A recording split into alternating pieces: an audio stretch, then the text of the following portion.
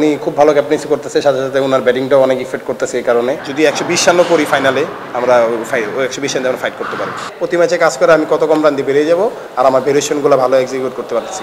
যদি আপনারা লক্ষ্য করেন, টুর্নামেন্টের শুরু থেকে আমাদের অ্যাজ এ বোলিং ইউনিট আমরা খুব ভালো বোলিং করতেছিলাম, আর আমাদের বিশ্বাস ছিল যে আমাদের যে বোলিং ইউনিট আছে, আমরা যদি 120 করি তাহলে আমরা ফাইট দিতে পারবো। সো ওই বিশ্বাসটা আমাদের মধ্যে ছিল। আর আমরা যখন পাওয়ার প্লেতে বোলিং শুরু করি, আমি আর আলিস, আমাদের সবসময় প্ল্যান ছিল যে আমরা কীভাবে কত কম রান দিয়ে বেরিয়ে যাবো। সো ওই প্ল্যানই ছিল। আর হয়তো এক্সিকিউটগুলো আজকে অনেক ভালো হয়েছে, এই কারণে আমরা শুরু থেকে ওদেরকে চেপে ধরতে পারছি। আমার মনে হয় আজকে ডিসেন্ট উইকেটই ছিল। আমরা হয়তো কিছু ব্যাক টু ব্যাক উইকেট পড়ছে, কিছু শর্টস এক্সিকিউট করতে পারিনি, বাট উইকেট আমার মনে হয় ভালো ছিল বোলিং করে মনে হয়। কারণ দেখেন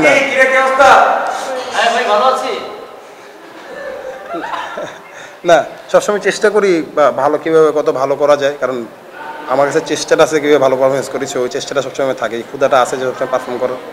আলহামদুলিল্লাহ, ইনশাআল্লাহ আমরা আমাদের বেস্ট শটটা দিব।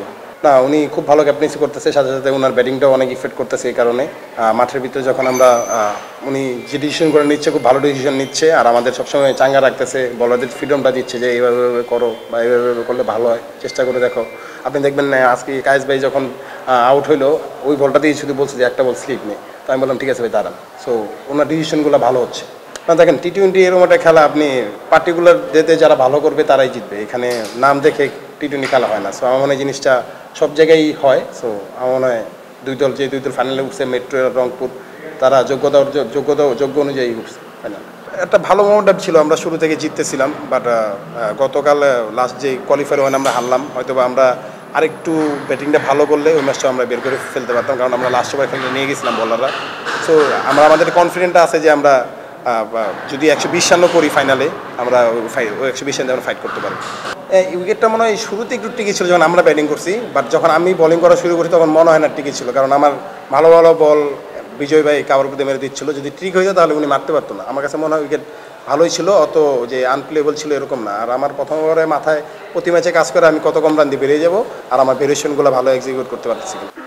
লেফটির সময় আমার প্ল্যানিং ছিল আমি যে ইনসুইং আমরাটা মারি, এটাই করবো, বেরিয়ে যায় লেফটির সময়। সো আমি ওটাই চেষ্টা করছি। 3টা বল বেরোয় যাওয়ার পর আমি চিন্তা করছি যে সেম গ্রিপে গিয়ে একটা বল টার্ন করানোর জন্য। সো ওই জায়গায় আমি এক্সিকিউটটা ভালো করতে পারছি, আর আলহামদুলিল্লাহ উইকেটটা পড়ছে।